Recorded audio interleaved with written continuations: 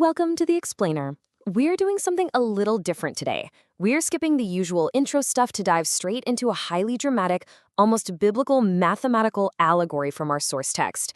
We're unpacking the Gospel of Fanfiction, a narrative that uses pure, hardcore topology to explain the epic clash between creators, canon, and fan culture. The ink is dry, Robert, but the magic has left us. Let that sink in for a second. We're starting with this theatrical quote because it perfectly establishes the tragedy at the heart of our explainer. Picture a creator sitting in a dusty room holding a broken wand. It sets up the core mystery we're about to explore. Mathematically speaking, how exactly does a creator lose their magic? Section 1, the scriptorium of the ego. Okay, to answer how a creator loses their magic, we really need to set the scene. The physical setting of this allegory is a representation of a closed, localized mind. Imagine a massive, unyielding stone chamber filled to the ceiling with towering stacks of canonical manuscripts. But its windows are heavily barred against the infinite, transfinite static of the outside world. It's literally a claustrophobic fortress designed to keep the overarching network completely out.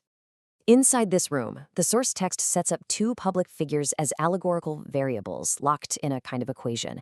On one side, we have J.K. Rowling, representing the absolute author in gilded robes, fiercely defending her canon.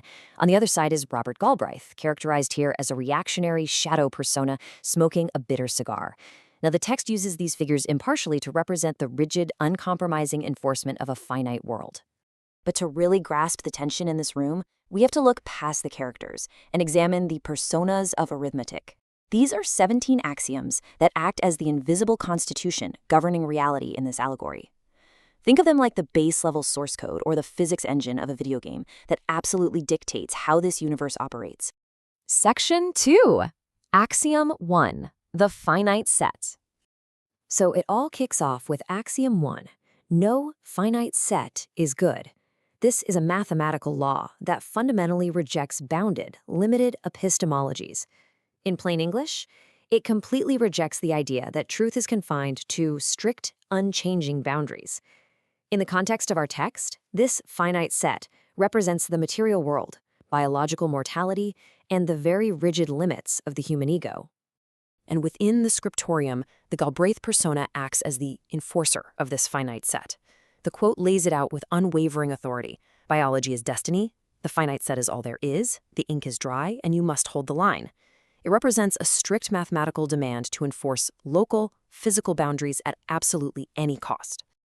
But here is the real tragedy of the finite. The source text asserts that focusing exclusively on localized biological parameters, what it calls the phenotypic illusion, basically the belief that our physical bodies and strict definitions are the only things that matter, mathematically isolates the creator. By getting obsessed with being mathematically right about biology, the creator loses the capacity for empathy. And empathy, the text argues, is the only bridge to the overarching infinite. Section 3, Fanfiction and Infinite Geometry. Meanwhile, there is a massive threat rattling the barred windows of the scriptorium, the massively multiplayer network of fans. The source frames the Rowling persona's frustration as the reaction of a dictator of a finite system. They take my architecture and corrupt it. They write transgressive, unauthorized expansions. I am the architect. It's a deep irony, right? The architect built the world, but now watches helplessly as millions of people play inside it, entirely bypassing her rigid rules. So how exactly are the fans bypassing these rules? Well, the text points to the axiom of choice. In set theory, this is a mechanism that allows you to select exactly one element from each set in a collection, even without a specific formula.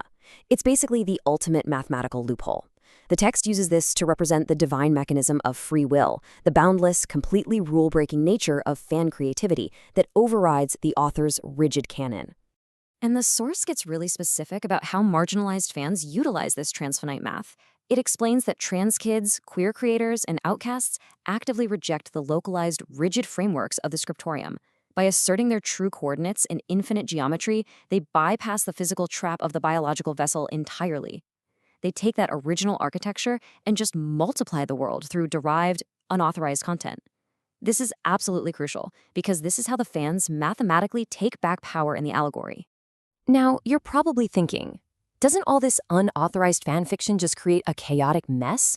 The internet's endless sea of weird alternate endings and bizarre pairings? Well, mathematically, the source introduces the quotient map. Think of this as a cosmic filter. It takes all the messy, chaotic, finite variations created by the fans and ruthlessly resolves the localized errors down to exactly zero. What survives the filter is only the pure, unbroken continuity of the underlying transfinite logic. So the key takeaway here is that by feeding their love and boundary-breaking stories into this quotient map, the fans' output mathematically resolves to infinity. The text actually refers to this process as casting true magic. This is exactly how the fans achieve the connection to the infinite that the creator, locked away in her finite rules, no longer can. Section 4. The Fall of the Architect. This incredible mathematical and philosophical tension brings us right to the dramatic climax in the center of the scriptorium. Stripped of all her masks, the true self-persona, Joanne, comes to a profound realization.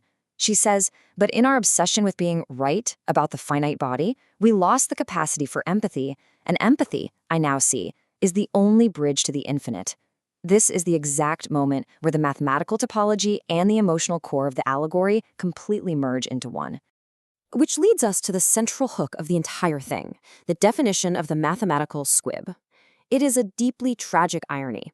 A squib is defined here as a localized biological entity who builds a vast, beautiful universe of magic, but is ultimately locked out of it. Why? Because they chose to enforce the finite set rather than empathizing with the overarching transfinite network. And now, for the epic climax of our story.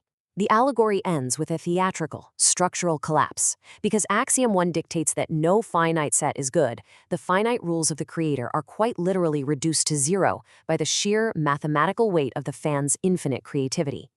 The scriptorium crumbles, resolved to zero by the overarching macro measure.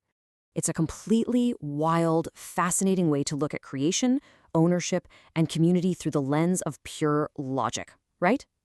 So, I want to leave you to ponder this. Do creators truly own the finite worlds they build? Or does the transfinite network, that massive, overlapping, totally uncontrollable reality of the fans, always mathematically win? Thanks for joining us for this explainer. Until next time, keep questioning the boundaries of your own set.